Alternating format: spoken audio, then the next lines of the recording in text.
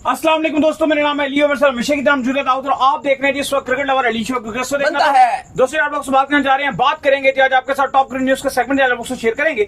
Number 1 पे आप लोग से बात करने जा रहे हैं कि कराची स्टेडियम का जो सेकंड फेज है वो स्टार्ट होने जा रहा है। बड़े पैमाने पर काम होगा कराची स्टेडियम में, जरा इस पर बात करेंगे मार्क चैपमैन के हवाले से जो कि ज्वाइन कर रहे हैं अपनी कोयटा ग्लैडिएटर को, इस पर बात करेंगे।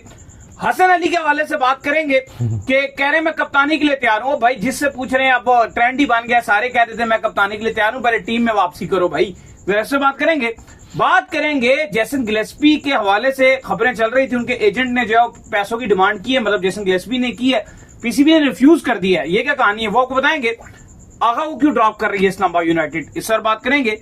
और रुमान रईस के हवाले से बुरी खबर आ रही है, वो भी आपको बताएंगे। तो अगर आप हमारे चैनल पर पहली बार चैनल को सब्सक्राइब करें, साथ ही बेल ना भूलिएगा। तो बात का आगाज करते हैं नंबर 1 खबर के साथ जो हमारे पास आ रही है। तो कराची का जो सेकंड फेज है अब वो स्टार्ट होने को है। लास्ट टाइम आपको याद था कि चैंपियन ट्रॉफी के चलते जो सारा इंटरेस्ट शो किया गया था वो लाहौर के स्टेडियम पर शो किया गया था और सारा पैसा जो है वो लाहौर में लगाया गया था, बाकी स्टेडियम्स को थोड़ा बहुत बेहतर किया गया था। लेकिन अब कराची को दोबारा से रेनोवेट करने की तैयारी पकड़ ली है। क्या कराची वालों को खुश कर पाओगे आप रेनोवेट करके? देखिए अभी तो कराची क्योंकि काफी मायूसी रही है पूरे पीएसएल में और नेगेटिव खबरों में रहा है कि क्राउड नहीं आ रहा।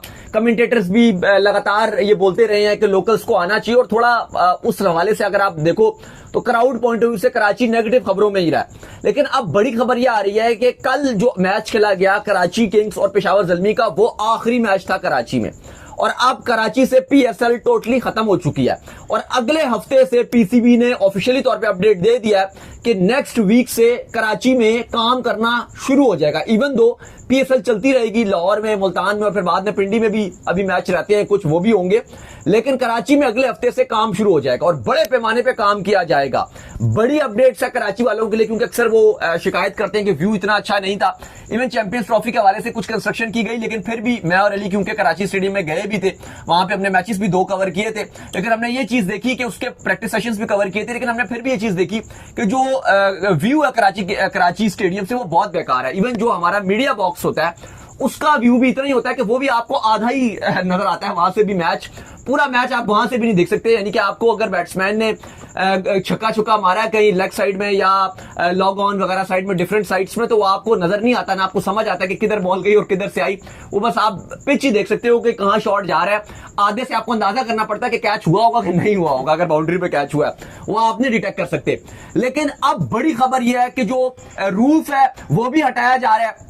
फिर कराची के जो जंगले लगे गए थे, आपको पता है कि बड़ा फैंस तंग होते हैं जंगलों से, तो वो भी हटाए जा रहे हैं और लाहौर की तरह जो खंदक बनाई है और बड़ी सक्सेस रही थी लाहौर में जो खंदक बनाई गई थी, सेम वैसे ही खंदक कराची के स्टेडियम में बनाई जाएगी।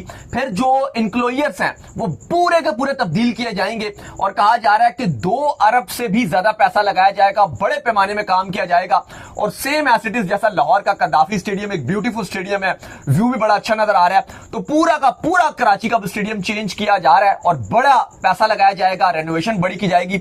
और अब आपको कराची का जो रियल मायनों में जो शिकायत थी कि व्यू ऐसा है वैसा है, शिकायत बिल्कुल दूर हो जाएगी। फिलहाल तो अभी करीब में पाकिस्तान के पास कोई बड़ा आईसीसी इवेंट या बड़ा कोई सीरीज नहीं है, लेकिन आगे आने वाले वक्तों में आपको फायदा होगा। इन्वेस्टमेंट है ना, आपने टीमों को होस्ट करना होता है, बहुत कुछ करना होता है, क्योंकि इस बार पाकिस्तान ने इतनी टीमों को एक्चुअल में होस्ट भी नहीं करना, तो काफी सीजन आपके पास जो एमपीटी रहेगा, जिसके चलते जो कर भी ले तो आपके पास है ना, लाहौर का है, पिंडी है, नहीं कराची भी है, पिंडी है, मुल्तान है, हाँ मुल्तान है, 3 स्टेडियम तो हैं आपके पास। अभी तो बल्कि आप जो फैसलाबाद को भी इस बार जो है इंक्लोयर्स स्टैंड जो है वो आपके नए किए जाएंगे। जो रूफ लगे हुए हैं, लोग कहते थे कि सामने पाइप आ रहे थे होते थे नजर, वो भी हटाए जा रहे हैं। खैर इसके बाद जो अपडेट आ रही है वो आ रही है मार्क चैपमैन के हवाले से। तो मार्क चैपमैन ने जो कोयटा ग्लैडिएटर को जो ज्वाइन कर लिया है। कोयटा आजकल आपको पता है कि बड़ी जबरदस्त किस्म की जो कप्तानी की जरूरत है, उनको कप्तानी तो खैर साउथ स्किल कर ही रहे हैं, लेकिन इतने अच्छे रन्स नहीं कर रहे हैं। और मार्क चैपमैन एक बड़े एग्रेसिव बैट्समैन है, जिस एग्रेशन की जरूरत है मार्क चैपमैन की इंक्लूजन से वो एग्रेशन कंप्लीट होगा भाई। देखिए बिल्कुल इस टाइम कोयटा को जरूरत भी थी मार्क चैपमैन की और मार्क चैपमैन ने ऑफिशियली तौर पर कल टीम को ज्वाइन कर लिया। जो वेवन रिचर्ड हैं उन्होंने उनको वेलकम किया और उनको जर्सी भी जो कोयटा ग्लैडिएटर्स की थी वो भी दी और बड़े एक्साइटेड हैं। और अब नजर आ रहा है कि अच्छी एक इंक्लूजन हुई है मार्क चैपमैन की इनकी टीम में, क्योंकि इनको जरूरत भी है। जिस तरह की इनकी टीम नजर आ रही है बैटिंग में, इनको चाहिए कि एक अच्छा स्टार्ट मिले, क्योंकि कोई साउथ स्किल खास नहीं कर पा रहे। फिन एलन ने एक आध मैच में किया, एक मैच में, उसके बाद उनका भी बल्ला बड़ा खामोश नजर आ रहा है। तो इनको चाहिए कि ऊपर से एक ऐसा प्लेयर जो मार्क चैपमैन जैसा प्लेयर जो पाकिस्तान में खेलना भी बड़ा पसंद है। इस टाइम करंटली आप जितने दुनिया के खिलाड़ी हैं, पाकिस्तानी बॉलर्स को जो सबसे ज्यादा और पाकिस्तान की जो कंडीशन सबसे ज्यादा एंजॉय करता है ना, वो मार्क चैपमैन सही बात है। उससे ज्यादा कोई एंजॉय नहीं करता। तो मार्क चैपमैन एक बड़ा खिलाड़ी है। वैसे तो आप बोलोगे कि यार कोई बहुत बड़ा स्टार नहीं है, आईपीएल का कॉन्ट्रैक्ट भी नहीं मिला, लेकिन मार्क चैपमैन पाकिस्तानी बॉलर्स को स्मैश करना कभी नहीं भूलते। ऐसा ही है। इसके बाद जो अपडेट आ रही है जी, वो आ रही है हसन अली के हवाले से, और अपडेट ये आ रही है कि हसन अली जो है वो कह रहे हैं मैं तैयार हूं जी, अगर मुझे पाकिस्तान टीम की जो है कप्तानी दी जाती है तो मैं कप्तानी लेने के लिए जो है वो तैयार हूं। मसला ये है कि हसन अली जो अभी उनकी बड़ी जबरदस्त उनकी फॉर्म आई है, अभी उनको जो है वो कम बैक करना है पाकिस्तान टीम के अंदर। बड़े जबरदस्त रिदम से बॉल कर रहे हैं, जब भी बॉल करते हैं विकेट लेते हैं, कमाल किस्म की उनकी बॉलिंग हुई भी है। हाँ, कल जो मैच खेला गया उसमें कोई विकेट नहीं वो ले सके, इवन एक विकेट भी ली उन्होंने, फिर उस पर जो है समद की जो थी उस पर नो बॉल जो हो गया तो दोबारा से विकेट उनसे छीन ली गई। लेकिन इस वक्त हाईएस्ट विकेट टेकर है भाई पीएसएल के वो। देखो 2 दिन पहले जो आपके T20 के कप्तान है सलमान अली आगा, उन्होंने एक बात कही थी। उन्होंने कहा था कि साहिबजादा फरहान और हसन अली इस पीएसएल में उस फॉर्म में नजर आ रहे हैं जिनको आप ये कह सकते हो कि वो पाकिस्तान टीम में कम बैक कर सकते हैं। और ये देखते हुए कि आगे आपका जो एशिया कप है वो सर पे खड़ा है, क्योंकि उससे पहले जो आपने सीरीज खेली है बड़ी हल्की सीरीज है। बिल्कुल ऐसा ही है। अगर हसन अली या किसी भी खिलाड़ी को बांग्लादेश के अगेंस्ट मौका मिल जाता है तो उम्मीद है कि वो परफॉर्मेंस दिखा देगा। फिर आगे आपने फिर बांग्लादेश से खेलना है, बांग्लादेश जाके उम्मीद है कि वहां भी आप परफॉर्मेंस दिखा सकते हो, क्योंकि वहां भी थोड़ी स्लो विकेट्स होती हैं और बॉलर्स को इतना मार नहीं पिटती। फिर अगर आपने वेस्ट इंडीज जाना है, वहां पे भी स्लो विकेट्स ही आपको मिलती हैं। तो ओवरऑल अगर आप देखो तो जिसकी भी सिलेक्शन दौरा बांग्लादेश के लिए होती है, उम्मीद की जा सकती है कि वो आपके लिए आहिस्ता आहिस्ता रिंग के वो एशिया कप तक तो चला ही जाएगा, और फिर आगे डायरेक्ट आपने T20 वर्ल्ड कप खेलना है। तो ऑलरेडी सलमान अली आगा ये अंदिया दे चुके हैं कि हसन अली पाकिस्तान टीम में आ रहे हैं, या वो आ सकते हैं, या उनको पिक किया जा रहा है। लेकिन उसके बाद हसन अली ने कल ये बयान दे दिया कि भाई मैं अगर मुझे कप्तानी की ऑफर की जाती है पीसीबी में, अगर मुझे कोई कहता है और कोई समझता है फ्यूचर में कि मैं एक अच्छी कप्तानी के लिए लायक हूं, तो ये मेरे लिए ऑनर की बात है और मैं कप्तानी पाकिस्तान की करूंगा। अब बात यह है कि अभी परसों आपके लिए हुआ कि बात की, हमने भी बात की और बाकी भी चला कि आप पाकिस्तान टीम में आ रहे हैं और मतलब कम बैक कर रहे हैं, और अगले दिन आप ये कह देते हो कि भाई मैं पाकिस्तान टीम की कप्तानी के लिए तैयार हूं। तो देखो ये फिर आप अपने साथ खुद ही कर रहे हो, आपको खुद थोड़ा मैच्योर रहना चाहिए। अभी फिर आपका वैसे ही एक मजाकिया अंदाज बना रहता है, हर जगह लोग आपको ट्रोल करते रहते हैं। उन्होंने भी एरन हॉलैंड ने भी जोकर बोल दिया, वैसे भी मजाक चलता रहता है, शुगल चलता रहता है, वो चीजें चलती रहती हैं। अपने आपको थोड़ी सीरियस पर्सनैलिटी बनाया ही, तो थोड़ा सा आपको सोचना पड़ेगा कि चलो ठीक है आप फन कर रहे हो, वो एक अलग चीज, आप एंटरटेन कर रहे हो, आप वेस्ट इंडीज के खिलाड़ी भी बड़े एंटरटेन करते हैं, वो आप एक अलग चीज है। लेकिन अभी ये आपने जिस तरह का स्टेटमेंट दिया है, तो ये अभी आपको अपनी परफॉर्मेंस से फोकस करना चाहिए। शादाब का भी ये जो बयान था जो कि टीम में आने से पहले ही उन्होंने दे दिया था कि ठीक है मैं कप्तानी लेने के लिए तैयार हूं, तो उसमें भी उनको बड़ा वो नेगेटिव चला था, कप्तानी से वाइस कप्तानी पे आ गए। बिल्कुल, इसका आंसर ये होना चाहिए कि जब टाइम आएगा तो देखा जाएगा। ये क्या मतलब हो गया कि यार आप आंसर थोड़ा इस तरह का देते हैं, फिर वो बात आगे चलती है, फिर आप लोग समझ नहीं पाते किस कॉन्टेस्ट में आपने बात की। फिर जो कप्तान होता है वो भी थोड़ा सा जो है वो फील करता है, यार वो इजी फील नहीं करता कि इसको मैं टीम में तो ला रहा हूँ, ये ख्वाहिश है पीछे से कप्तानी करना चाह रहा है। तो ये हसन अली को इस तरह के स्टेटमेंट्स देने से ग्रेस करना चाहिए थोड़ा सा। आपको पता है वैसे भी उन्होंने वो एक स्टेटमेंट दे दिया था एक पॉडकास्ट में कि किंग कर लेगा। वो इतना ज्यादा ट्रोलिंग बन गया, बाबर खुद उस चीज से तंग हो गए। बाबर पर्सनली वो इस चीज को लाइक नहीं कर रहे कि यार ये क्या बात करो, किंग कर लेगा। वो एक ट्रोलिंग मीम मटेरियल चीजें बन जाती हैं। तो ऐसी बात कर देना, मतलब आप वो अच्छा कर रहे थे, शायद आप बाबर को पसंद करते हो, आप अच्छा कर रहे थे, लेकिन इस तरह के बयान आपके अच्छे के लिए नहीं गए, आपने वो उसकी एक छेड़ बना दी, एक छेड़ बन गई बंदे की।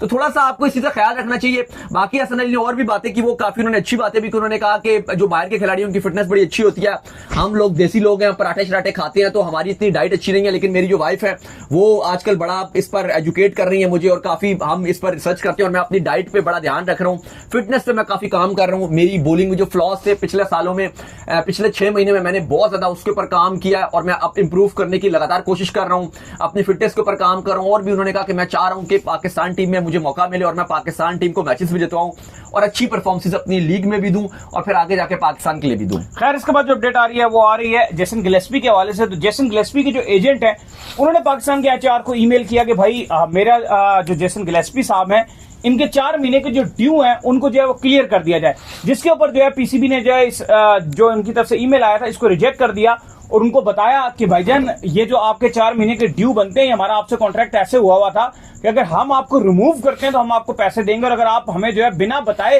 रिजाइन कर जाते हैं तो फिर आपको हमें जो है 4 महीने की सैलरी पे करनी पड़ेगी। तो पाकिस्तान क्रिकेट बोर्ड ने जो है इनका ये क्लेम रिजेक्ट कर दिया। भाई देखो, हकीकत बात तो ये आप मानो या ना मानो, लेकिन सच्चाई ये है कि एक प्राइवेट कल्चर में भी, एक प्राइवेट में भी अगर आप जॉब करते हो तो आपने देखा अगर आपने किसी को निकालना हो ना तो आप वहां पर लाइन लगाते हो पहले से। उसको इतना तंग कर देते हो, उसको इतना तंग करते हो कि उसको लगता है कि मैं यहाँ पे एक बेकार बंदा हूँ। और मैंने और आपने ये चीजें ग्राउंड में भी देखी है कि टेस्ट मैच में गिलेस्पी का रोल इतना होता था, सिर्फ एक कोच है, हेड कोच, और उसका रोल इतना होता था कि वो जो टेस्ट मैच से पहले जो आधा घंटा पहले आप सुबह वार्म अप करते हो ना दिन शुरू होने से पहले, तो गिलेस्पी साहब सिर्फ वो कैचिंग प्रैक्टिस कराते थे बॉलर को, बैट्समैनों को, या कुछ कैच करवा देते थे या 2-4 गेंदें करवा देते थे, वार्म अप करा देते थे। एक कोच का अगर प्लेइंग 11 से भी इख्तियार हट जाए, मतलब अपनी इनपुट भी उसकी कोई अहमियत ना हो, फिर आप उसको बिल्कुल, एक तो जब इन्होंने हायर किया था गिलेस्पी को तो इन्होंने उसको उस टाइम ये कहा था कि एक वोट तुम्हारा सिलेक्शन में होगा, सिलेक्शन, टीम सिलेक्शन में तुम्हारा एक वोट होगा। और जब उसको हटाया तो उस टाइम उसका प्लेइंग 11 से भी इख्तियार जा चुका था। मतलब आपने उसको इतना तंग भी किया। देखो पीसीबी को भी थोड़ा सा प्रोफेशनल होना पड़ेगा। आपने गैरी क्रिस्टियन के साथ भी कुछ सिस्टम अजीब से चलाया, गिलेस्पी ने बहुत कोशिश की कि वो आपके साथ काम करे, लेकिन आपने आकिब को लाना था, आकिब जावेद को आपने लाना था, तो आपने उस चक्कर में बिल्कुल ही उसके साथ ज्यादती की थी गिलेस्पी के साथ। जो आपका एक्चुअल जो डाउनफॉल शुरू हुआ था वो 2019 के वर्ल्ड कप के बाद, जब आपने मिकी आर्थर को बिना किसी रीजन के रिमूव करके मिसबाह क्लाउन साहब जो है वो सामने आ चुके थे, और मिसबाह वकार साहब जो है वो आकर जो है वो बैठ गए थे और उनको रिमूव भी खुद किया, आगे खुद भी बैठ गए।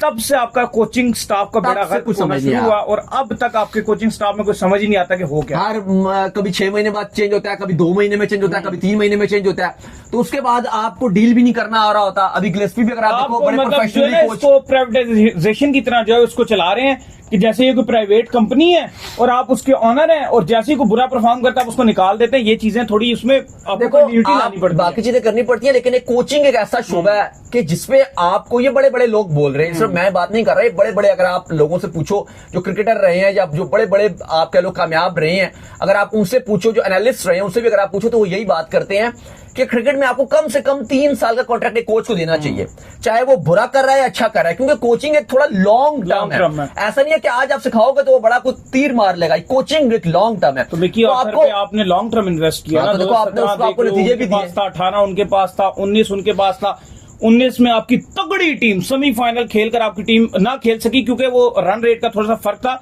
नहीं तो जो 2 टीमें फाइनल में खेल रही थी दोनों को पाकिस्तान ने हराया हुआ था। एक आप इंग्लैंड खेल रहा था, एक न्यूजीलैंड खेल रहा था, दोनों को हम हरा के गए हुए थे आगे।